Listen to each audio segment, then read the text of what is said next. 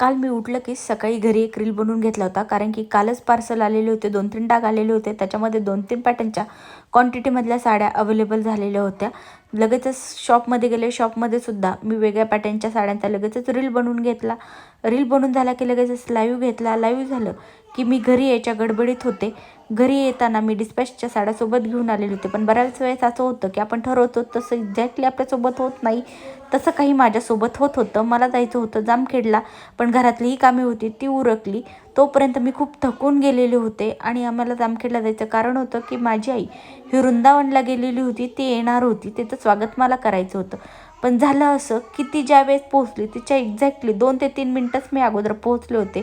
मग मी काय तयारी करणार, तरीही नॉर्मली थोडीशी तयारी केली आणि आम्ही तिला ओवाळून वगैरे तिचा नमस्कार करून स्वागत केलं. अशा प्रकारे माझा कालचा दिवस हा खूप धावपळीचा, दगदगीचा होता, कारण की एकाच दिवसामध्ये लगेच मी परत मातकुळीला आलेले होते.